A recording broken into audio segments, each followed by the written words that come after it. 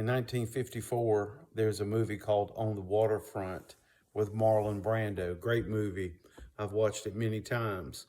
But in the opening scene, there is an instance to where a young man is lying in the street and he's passed away, he's dead, and his sister is crying over him in the street, trying to figure out what had happened to her brother. Well, then suddenly a priest appears into the scene, and he is trying his best to console the young lady. And when he's finished with his effort, he tells her these words: "If you need me, I'll be in the church." To which the young lady said something that startled the priest. She said, "Who ever heard of a saint hiding in a church?" Friend, there are more important places at times to be than in a church house. I am a pastor of a church. I love going to church. People should go to church. Jesus went to church, but we find him primarily in places that was not a church. He was in people's homes. He was in the public arena.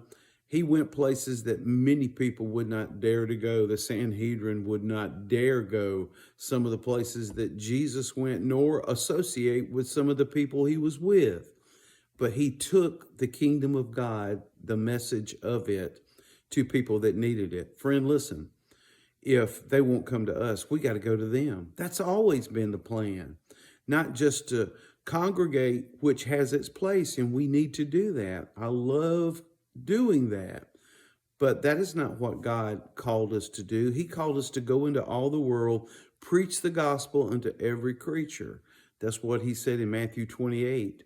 And he also said, "Lo, I'm with you all the way into the end of the world." I had a dear member of this church tell me the other week, she said, "Preacher, I'm sorry I couldn't make it to church.